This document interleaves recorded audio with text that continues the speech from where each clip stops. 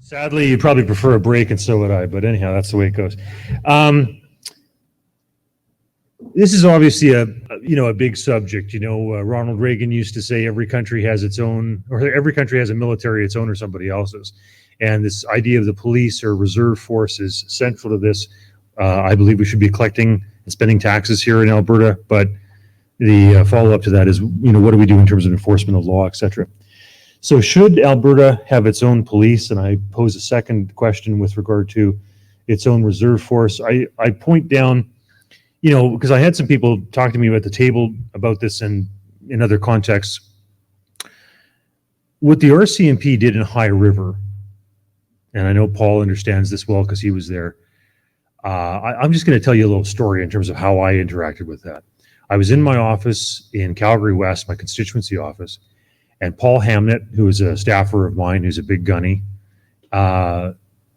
contacted me or said to me, "Did you know that they're breaking down doors and taking guns, et cetera, et cetera?" And the first thing that came out of my mouth was, I said, "Who gave the order for that? Where did that come from?" And so we immediately contacted the Harper PMO and said, "Who gave the order for this? Was the authorization from the PMO? Where did it come from, et cetera, blah, blah, blah." And they knew that I'm kind of a apple cart upsetting rabble rouser kind of guy. So they got back to me very, very quickly. And they said, "It didn't come from us." Okay, now, Paul and I can think about some of the provincial politicians and how this all came to be. But anyhow, somebody had to give that order. Okay, and I prefer in the future situation, if something like that's given, I want to know who gives the order. I don't want a confusion between whether or not it was the PMO or it was the Premier's office or some minister that went awry in the province of Alberta or whatever it was. I want clarity on that. Right, so I know where the buck stops and who gets blamed for it. But that was a tremendous violation of rights, without warrants, without going before judges, et cetera, to get this done. It was ridiculous. Well, I think the people who gave the order don't want to admit that they gave the order, but there's a couple ministers, I think, that take real blame for this in the province of Alberta, and due to liability issues, and because I'm on a public microphone, I'm not going to name them specifically, but there's a couple of people who really owe an apology for what happened there. Yeah, I'll leave it there. If you want to talk to me privately, I'll give you my thoughts on that. I'll also just say this. I remember we had a member of parliament who was the MP for the area, who contacted me and did not like at all that I was delving into this issue. And they said, basically, "Stay out of my backyard." And I said, "This isn't just your backyard, buddy." I said, "This affects the entire country. This is a terrible legal precedent. The whole country suffers for this." Anyhow, I could go on and on. So we have 2,800 RCMP. I want to point out that I know that this issue is having resonance. How do I know that? Because the RCMP union has now come out against having a provincial police force. You're getting traction when the people who are counting on the union dues are worried that they're going to be losing thousands of union dues, right? Okay, yeah, exactly. You're getting traction when. All right, so the current contract that we have allows an opt-out in Article 3.3, and so we could be free by March 31st, 2023, if the province of Alberta gives notice by March 31st, 2021. And that date's quickly approaching. Well, I'm with you. I'm making the case. So, well, yeah, that's a question for Mr. Kenny. That's a good question for Mr. Kenny. I'm supporting another party now, right, Mr. Hinman? Yeah. And so anyhow, we pay about 70%, okay, for this. Now, some municipalities, for the overall cost, we pay about 70%, okay. For the municipalities that are over 15,000 people, they pay 90%, okay. And for the new municipalities that are added onto this, they pay 100%. Okay, now Tom Flanagan's here. God bless you. Good to see you, sir. Best class I ever took in University of Biopolitics, Dr. Tom. He pointed out in some of the work that he's done, the investigations on this, that one of the things you'd avoid is the overhead with regard to bilingualism. Like, there's a lot of things that happen with regard to the political correctness or the agenda in the RCMP that frankly don't really lead to its merit or its success. I'm going to give you an example. I know a guy who was a student at the University of Calgary. He was interested in becoming an RCMP officer. And the way it works is that if you're a white male who wants to write the exams, the initial exams, you have to get over 85% to move on to the next level. Okay, I support high standards. That's fine. Okay, but if you're a female, you get to write the exam, and as long as you get 70%, you move on to the next level, right? And if you're Aboriginal of any sexual persuasion or inclination or whatever the nomenclature is these days, you have to just as 50%. That's real. That's real. That's absolutely real. Okay. Yeah, that's right. I feel like I'm an Aboriginal woman, right? Yeah, but you know what I'm saying? Like that's the reality. That's the reality, folks. So, by having our own force, one would hope that we would be able to jettison some of the political correctness with regard to this and just focus on merit. Okay, so according to KPMG, their financial study they did in 2003, 2006, the cost was about $155,800 per RCMP officer. Just as a comparison, on the Ontario Provincial Police, they're looking at $148,200. The Sûreté du Québec is $138,000. You also have complaints about rural response times, quotas for females and visible minorities. We remember the whole brouhaha with regard to turbans in the RCMP, blah, blah, blah. It's all the stuff that goes on when you have this federal force that has to cater to all sorts of aspects of the country, not just the province of Alberta. Okay, so let's look at history. Northwest Mounted Police operated here since 1874, and a lot of the forts that we have that were established here in the province of Alberta were actually done by the Northwest Mounted Police, not the RCMP. It's a modern, affectation, if you will. Here you have some of the lads in their uniforms in 1902, posing, and so the badges and what have, the hats they wore, etc.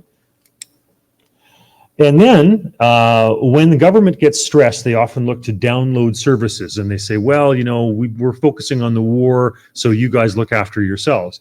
So during the First World War, of course, it started in 1914. By the time that they got to 1916, the purse was getting tight. So they said, okay, we're going to jettison this stuff and have the provinces look after their own problems, issues. So from 1916 to 1932, the feds wanted out of policing due to the war. And you had the Saskatchewan Provincial Police, you had the British Columbia situation all the way from 1858 up until 1950, so almost 100 years there. The Mounted Constabulary Force in Manitoba, New Brunswick, Nova Scotia, PEI had their own, Newfoundland had their own Ranger Force. So you can see most of the provinces at one stage or another, OPP and obviously Quebec today, most of the provinces at one point or another all had their own forces. In the situation with Alberta, reading up on this, there was an 85% patchover rate from the Northwest Mounted Police. So it's not a problem. There's going to be the odd person who says, I don't want to stay here. I don't want to do this. I don't want to do that. I want to leave, blah, blah, blah, blah, blah. I don't like the new superintendent or commissioner or whatever it happens to be, and they leave. But about 85% usually patch over without a problem. I've talked to our CMP officers, and some of them say, yeah, I don't have a problem with that because they don't like the idea they're going to be placed in Timbuktu or, whatever, sent someplace they don't want to go.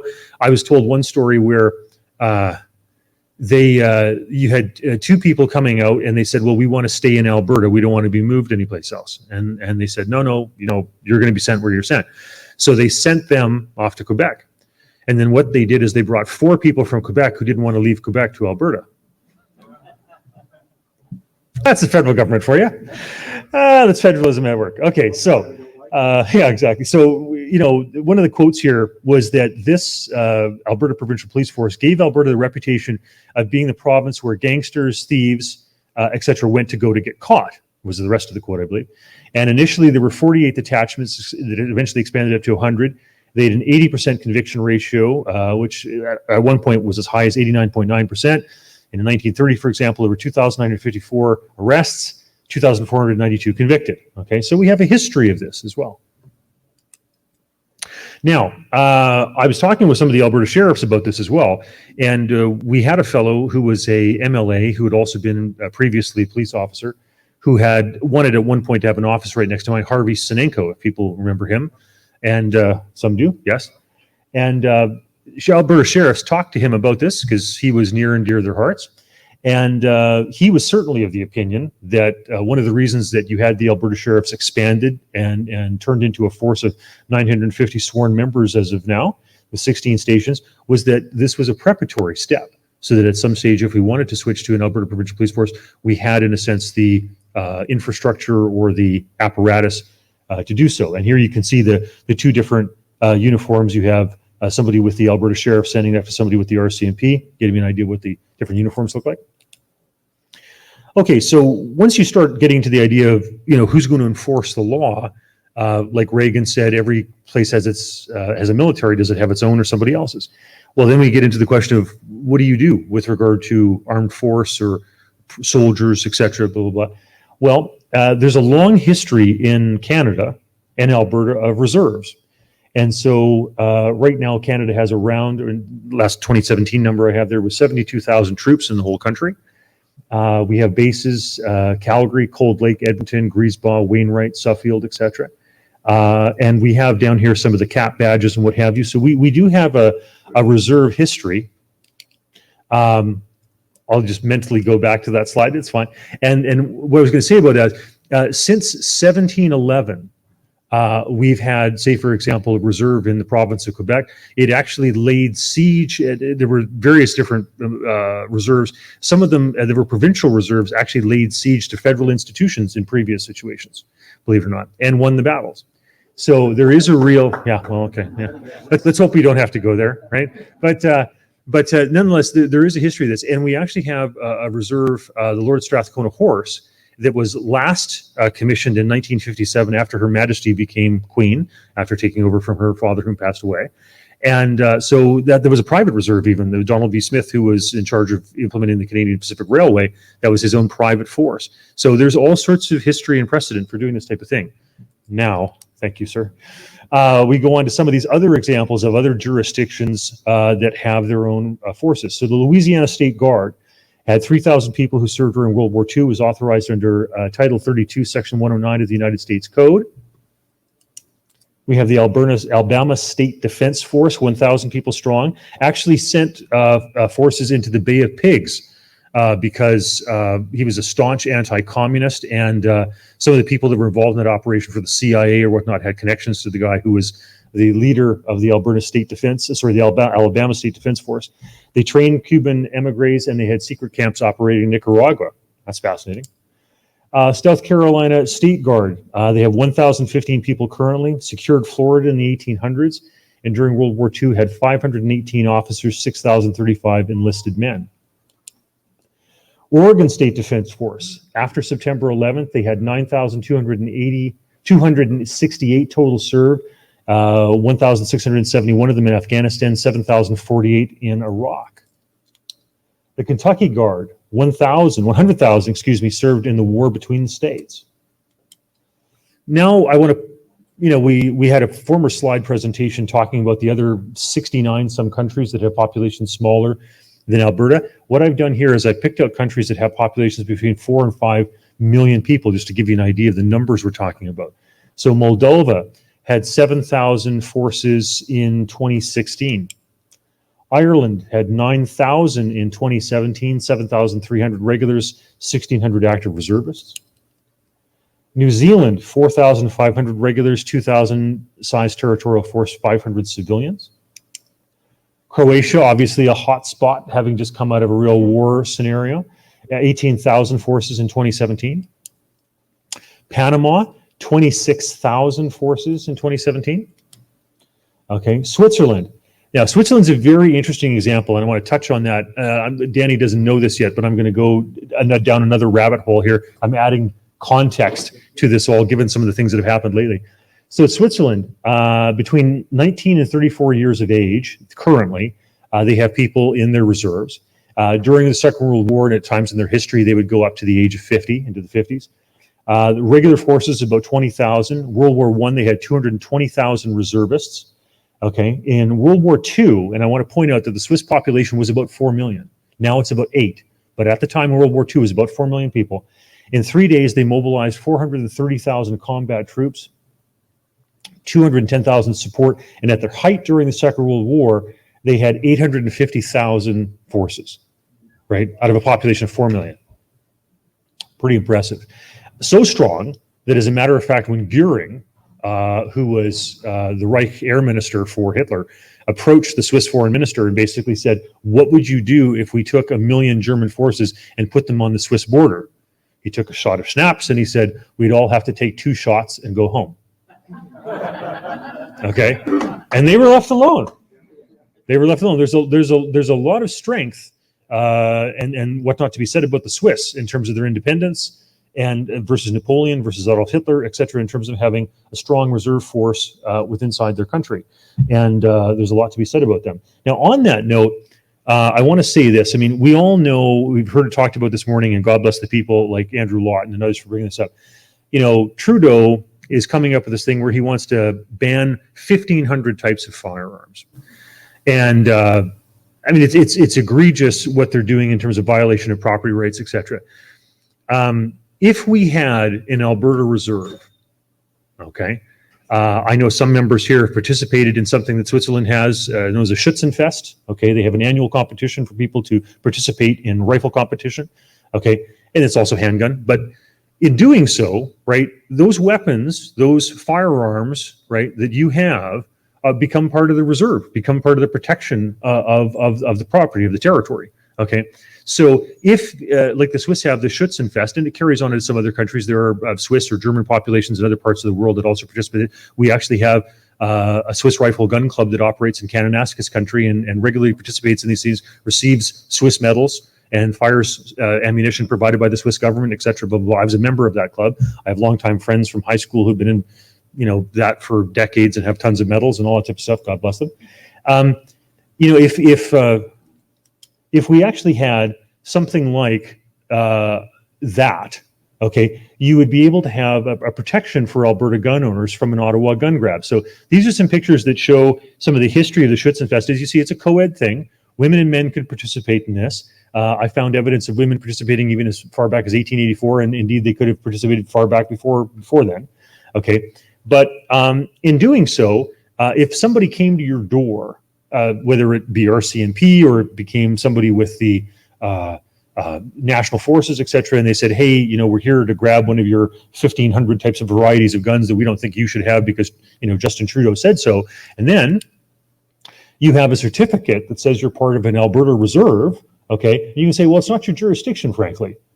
You know, the Premier of Alberta has enacted a notwithstanding clause, and this is a constitutional matter, and, you know, you just, you know, best believe because this is a legal matter and it's before the courts. So, you know, you have no jurisdiction, okay? And I just give these as examples because this is something the Israelis have with regard to their combat shooting courses, okay? It obviously, you know, ours would probably not have a Star of David and have the menorah there, but, you know, some members might like that, I don't know. But, you know, and I have my example here from my own restricted certificate, but you know, we have the ram's head in Alberta and various things. There's all sorts of symbols you can use. But nonetheless, what I'm saying is that there's a way we can set this up. There's a will. If there's a will, there's a way. There's a way we can set this up so that we're protecting Alberta, we're protecting heritage, we're protecting gun rights, we're protecting our history. And anybody, whether it's Justin Trudeau or it's Blair or Alan Rock in days of yore or Anne McCullen for that matter, traitor to Alberta. But anyhow, if any of these people say, you know, we think we should take your guns or your guns should be destroyed or they should be, et cetera, you can tell them to go to hell. Okay, and I'm trying to set this up. I'm trying to put out ideas there so that we can protect these things and not have them intruded upon and trampled upon by people who, frankly, just don't respect property rights. But anyhow, I think I'm kind of done with that new angle, Danny. You know that? What's the question? Oh, well, the question was what I posed at the very beginning, which if you're able to go right back to the beginning. Should Alberta have its own police? That's even tighter than John Robson. Isn't that shocking for a former politician? I know, yeah, exactly. Shocking. And you could also say, should Alberta have its own reserve force? Right? I think those are very valid questions. And, you know, we're sending tens of billions of dollars to Ottawa every year in surplus with regard to these transfer payments. This stuff is easily affordable, folks. And if you think that somehow you don't have the royal jelly and the gravitas to make this work, but Justin Trudeau does, Then you're in please. the wrong room. Yeah, you're in the wrong room. You're in the wrong province. Anyhow, I don't know if there's questions. Ask if there's a question. Yeah, are there any questions about this stuff? Yeah, two. Yes.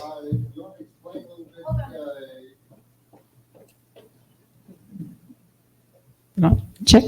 This is Alberta's gun guy, Todd Brown. There you Thank you. I would make amendment to it if you'd make a comment on it that because of some of the corruption in other provincial police forces, that this should have some sort of civilian oversight. Yeah. Okay. No, fair enough. Yeah, it's always who guards the guards, right? That's the old Roman question. I don't have a perfect answer to that. I know we have some former police officers in the room who are big fans of Sir Robert Peel and some of his thoughts on policing and how it should be done so that it's not draconian, it's not oppressive, it's not totalitarian, and it's because one of the things is if you have a police force or a military for that matter that is not seen and perceived to be part of the public, then they're not trusted and they're not given information. But if they are trusted and they're seen to be reasonable, then the public will voluntarily give them information about things they think are criminal activities going on, etc. Like one of the things that pained me, and I'm sure you all saw this, was when you had this young fellow Ocean who was out playing hockey in Calgary. And I mean, I'm sure there were a few fellows on the ice, before the police arrived, but then once the police arrived, there was only him. And he's just standing there and saying, what am I doing wrong? What's wrong? He's a kid at Christmas, out playing hockey on the ice. I mean, there's no more Canadian or Alberta thing going than that. And then these police officers threatening to taser him and taking him down. It's ridiculous. And that is exactly the type of thing, whether it's the gun grab at High River or that type of action on behalf of some members of the Calgary Police Service, that is just uncalled for. And that's the type of stuff that makes this all the more plausible when we see those types of things going on.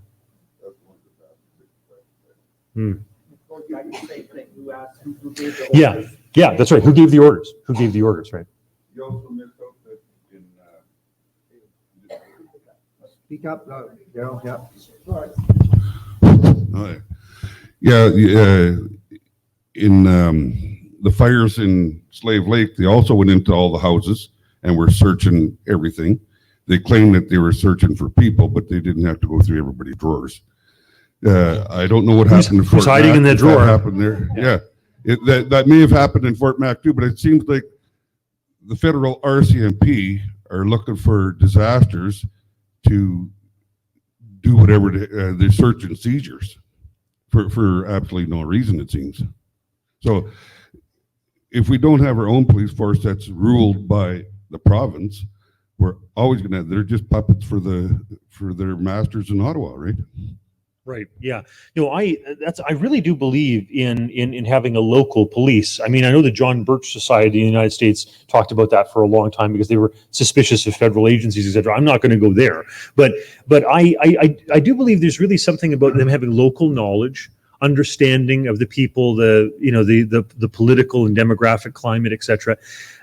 This ridiculous example where they had two people who just came out of depot for the RCMP wanted to stay in Alberta. They were Albertans, and they're like, nope, we're going to send you someplace else. But then they brought in 4 guys from Quebec, and the guys from Quebec would have preferred to have stayed in Quebec. What are we doing? Why are we doing that? Yeah, well, yeah, it's unfortunate. We have another question here. I think in Fort McMurray during the fires, one of the fears was exploding ammunition too, with heating up and the houses burning, that some of that could happen. But I mean, that was what you heard on the news anyway. My question relates to the 70% and the 30%. So to my understanding, that 70% of the costs are covered by the province in the current agreement, and 30% is covered by the federal government. If Alberta was to vote and approve and go to their own police force, how would it end up be cheaper if 30% then of the funding of that? I think you addressed it a little bit there with some of the cost savings of bilingualism and some of that, but I'm just curious because that's probably an obvious question people are going to want to know. If we're already getting 30% of funding, how would we cover that and make it affordable? Well, if somebody wants to whip out a calculator and do 30% times 2,000 times 155 or 170,000, you're going to know the exact number. And then you take that out of $20 billion and you're going to figure out you're going to be saving 19 point something billion dollars, right? So, I mean, that's the reality, right? So, I mean, it's the argument that it's not economical is ridiculous. And if you look at the cost, if you look at the growth, if you will, in the cost of the budgets for the police, it's not coming from frontline stuff. I mean, universities are examples of this. There's all sorts of examples of this. Canada Health. I mean, we've got 3,000 bureaucrats in Ottawa involved with health. Not a single one of them is a doctor who actually delivers a frontline service. That's still done by the province either of Ontario or Quebec. Okay, but we have 3,000 bureaucrats in the Canada Health stuff. So, we're having a bunch of people who are bureaucrats and working in the national headquarters, et cetera. There aren't frontline policing. So what it comes down to is it's a tiny little fraction. It's a rounding error, right? In terms of out of the $19 billion you're going to save to have it done locally. So this idea that, once again, you're not going to be able to fiscally manage a police force here better than Ottawa does, better than Justin Trudeau does, Got one more question, is ridiculous. then we'll take a break. Yeah, go ahead. Yes, sir. To touch on the question earlier, my lawyer has for me what may be a tens of millions of dollar lawsuit against the RCMP, and he's working towards pushing the government, Alberta government, to have a special crown attorney to prosecute criminal cops. And no matter my lawsuit against the RCMP, I maintain that I think we should keep the RCMP. For other reasons, I also think that we absolutely need our own provincial police force. While I was in Afghanistan, some of my friends were training the new Afghan police force, and sometimes they would arrest members of the old police force. And so my concern here and now is that no matter what happens, whether we keep the RCMP or have our own provincial police force, what has to change is the training and or policies around that. No matter who's in power, no matter uniform, no matter what, nothing will change unless policies and training change. And we have people that can supervise that and make that happen, but how do we do that?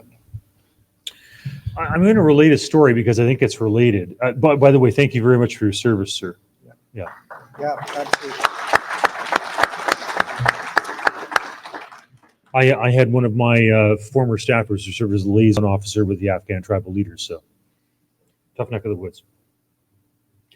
I remember one time I was doing a tour of the Calgary Fire Services, and I was a young upstart politician, politically incorrect as I'm known to be, and so I asked the guys, the chief and others who were there, I said, out of curiosity, do you guys ever get messed with in terms of political correctness? Are you ever forced to spend money on some stupid stuff, et cetera? What goes on? And they kind of looked around at each other and then looked around the room and checked everything out. And they said, why are you asking? And I said, well, because, all the time as a new MP, I'm running to this stuff in Ottawa where, I have people come to me and they're asking, it's March Madness. We're coming to the end of the budget. Do you know people who want to get windows or this and that? Just send us whatever, we'll fund it. It doesn't matter, et cetera. We had one lady who was looking for complaints with regard to different numbers of people in terms of ethnic minorities or women working in workplaces, and if we knew any businesses that were offside with whatever their quotas were and stuff like that, and she was looking to create work for herself, and I said, do you put up with any of that type of stuff? Does that go on? Once again, they looked around, and they realized there was nobody else. There's no NDP or whatever in the room, and they said, well. And they said, we were told that the Calgary firefighters weren't diverse enough. That I'm sorry, I'm not talking about, there weren't enough women, there weren't enough ethnic minorities, blah, blah, blah. So we had to do more. So they said, you have to take the amount of money, $50,000 plus that would cost, to hire another firefighter to save another life, to climb up a ladder, to, take a cat out of a tree, whatever. And we had to put that into this diversity recruitment program. And they said, we didn't get any more women, we didn't get any more ethnic minorities, but we squandered the resources of hiring another competent firefighter. They said, what the hell was the point of that? And to talk to this training, he said, once upon a time in the police forces, in the fire services, right, you did a flexed arm hang because it indicated how much upper body strength you had, whether or not you could climb a ladder or take a 100-pound or 200-pound person, carrying them down a ladder up and down, whatever. It was simple, it was easy. Nowadays, no, you can't do that, right? So now you got to have the exact size hose with the exact size pressure and all this type of stuff, and you have to you go to this tremendous cost to create this training that the old training, which is a simple old flexed arm hang, did, but now you got to spend all this bazundles of money, right, to do this training because of human rights concerns. So I'm very much based on the idea of merit, and I think a lot of times we overthink the stuff and we just go down rabbit holes we don't need to with regard to this. And so you need to obviously have some good people, whether it's people who are minded like Sir Robert Peel was with regard to policing, or some people that you really trust with regard to setting up a reserve force or what have you. They exist, and no nonsense, and do a good job of it. My answer. But yeah, thank you very much, Danny. Thank you, Rob. And I want to say, Danny, I'm not sure he'll ever get the credit that he deserves with regard to the future of this province and what all you've done, sir. So thank you. Thank you very much.